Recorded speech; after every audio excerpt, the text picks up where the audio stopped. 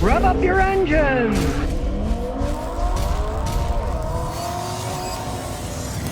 Okay, here's an old car. Happens to be a Mercedes.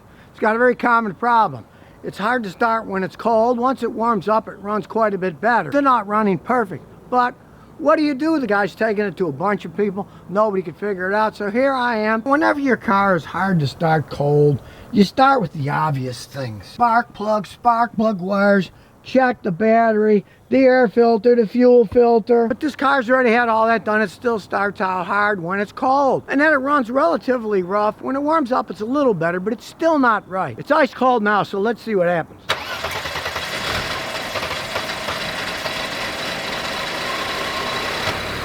I had to crank the heck out of it to get it going. It's shaking a little, but it shouldn't take that long to crank, and it shouldn't run this rough. After all, it is a Mercedes. Now, I cut my teeth years ago on these old Mercedes fuel injection systems. Seems to me that's a fuel injection problem. Now, realize, it doesn't have OBD2. I can't get all kinds of live data. I got to use my head on this. Now, I know for a fact that these mechanical systems, when they get old, they often have problems with either vacuum leaks or rotten rubber, or the part that's called the fuel injection distributor that sends the fuel to the injectors will often either get corroded or the seals inside will just flat wear out. They're very complex. We'll take the top off, take a look at it. Take the air filter off first. Germans are very anal people. Not only have snaps, but they have bolts on top of it. Why they put snaps and bolts on, nobody knows. They're worried this is going to fly off or something. They're a bit on the crazy side. So I'll take the top off here. It's off and away. One of the stupidest designs there ever was, but that's the way it goes. All these hoses are in the way. There, we'll get that out of the way. Now the filter itself is good enough. Now here's how this old-fashioned, mainly mechanical system works. This part here inside is called the fuel injection distributor. The air coming in opens it up inside. Then it meters how much fuel goes to the fuel injectors. And you'll see these fuel injectors are mechanical. Got a metal line. There's no electronics. They're kind of like inverted tire stems, like Schrader valves. So they suck the fuel in here. It's all done mechanically, not electronically. There is an adjustment. You get a 3mm Allen wrench. You can adjust it rich or lean. You turn it to the right, it gets rich. You turn it to the left, counterclockwise, it gets lean. Fits in this hole, goes right on it, you can turn it. Now you don't want to do that until the engine's warmed up. But as this vehicle is 32 years old, we know that fuel injection distributor assembly is going to be worn. The rubber seals and the torus are going out. Back in the day, I used to know guys who rebuild them, well, you can forget that today. They're all long gone.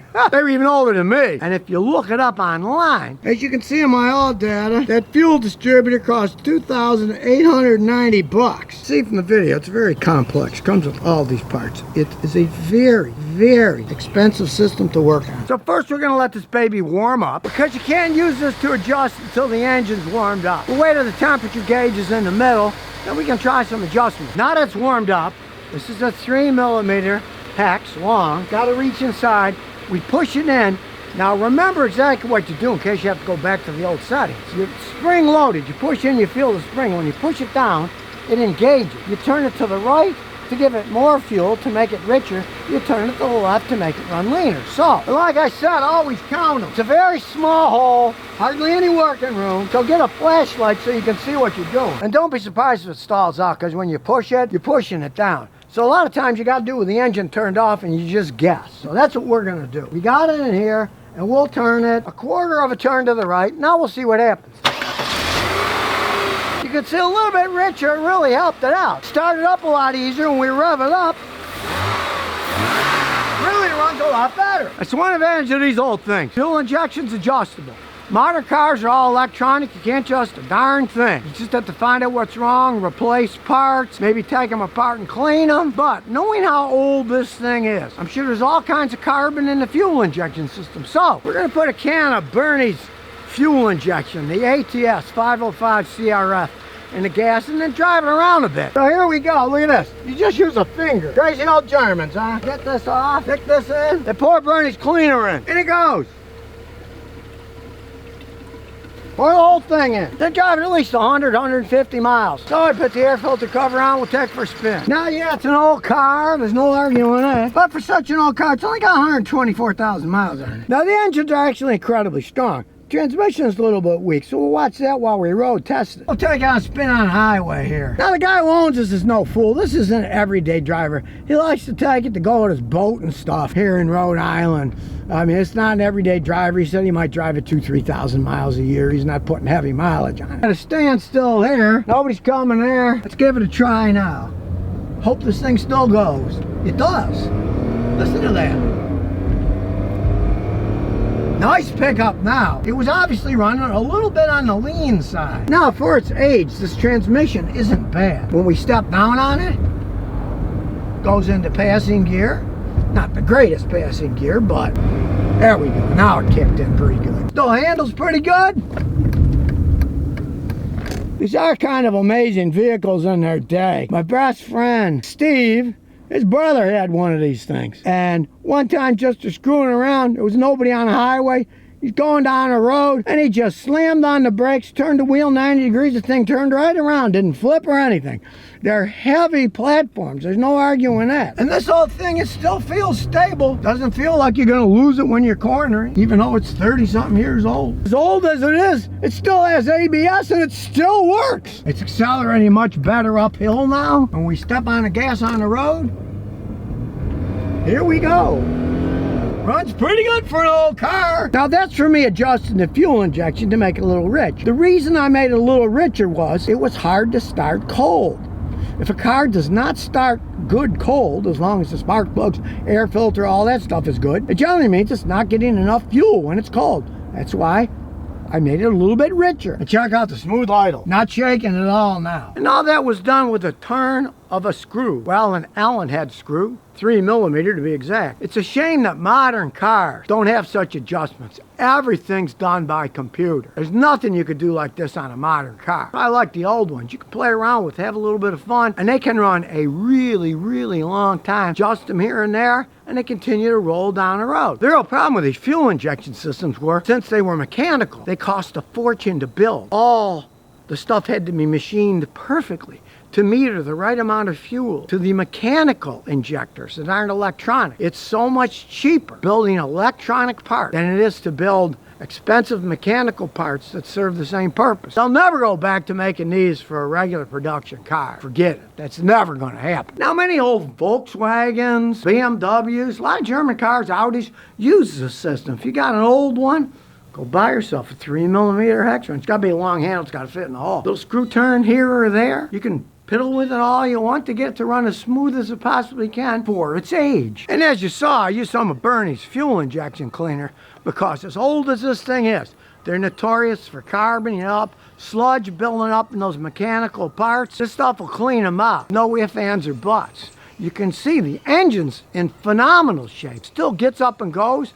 And for an old tranny, it still shifts pretty smooth. The main problem in this case was the fuel injection system wasn't supplying the right amount of gas to the engine, especially when it was cold. But even when it was warmed up, it idled like crap and it didn't have that much acceleration. It's much faster now. And I'll be curious as he drives it around. You might get a little bit better gas mileage too. A lot of people have used this stuff. When you got an old vehicle like this and everything's all clogged up, it doesn't spray the right spray. Instead of making a perfectly conical upside down cone spray, spatters here and there. This stuff's amazing. After he drives it 100, 120 miles, it'll probably run even better than it's running now. But the main problem of being really hard to start was simply because it wasn't getting the right amount of fuel when the engine was cold. Mind you, when it was warmed up, even though it ran, it still shook a lot at idle. It wasn't perfect. It is pretty darn good for an over 30-year-old vehicle now. So why did the guy go to all these different mechanics and none of them could figure it out? Well, let's face it, this is old dinosaur technology. Only old dinosaurs like me really know how to work on those things anymore. The young guys, there's no OBD plug where they can see the data to see is it running rich, is it lean, are there codes? This thing's too old for that. Most mechanics don't know how to touch these things. If you're thinking about buying one, you better know a guy like me who'll fiddle around with it for you, because otherwise, you're going to be going from guy to guy and they're going to just scratch their heads and said, well, we put spark plugs in. spark plug wires, air filter, fuel filter. You know, we did what we did, but we can't find anything else wrong. Or if you can find one like this with low mileage and you want to learn how to piddle around with it yourself, feel free. Just don't pay too much. You saw how much that fuel distributor costs. Cost a fortune. Pain in the butt to change it out too. You could end up throwing a whole bunch of money in if you're going to go too far. So you get them dirt cheap. You buy one dirt cheap, play around with it. It can be fun. But don't think you're going to buy one, put 20, 30,000 miles a year on it. Use it as everyday driver. There's too much old rubber stuff on this thing. I noticed, and here for a short time, it's got a few drips that are coming out of it. When I parked it sideways. Don't ever expect perfection for one of these old things. But, you know, a guy like me, you want to learn a little stuff, you can have fun with one if you get one for cheap. Use it to go boating. Puts all his boating stuff in the back. All kinds of room in there. That's why station wagons used to be so big. You could fit everything in these things. Everything you need. And man, when these things are made, they were made like tanks. Look at that. Been in here for a long time. In Massachusetts, still solid as can be. The winter salt on the roads hasn't destroyed it. They were built like tanks back in the day. Find you? You got to find an old tank mechanic like me. If you want to get it fixed right, if you don't know anybody who can fix them, because there's not really any guys like me left anymore that know how to work on these things. And don't think you're going to take it to the corner gas station and have a guy work on it. Unless he's an old guy, forget it. So if you never want to miss another one of my new car repair videos, remember to ring that bell.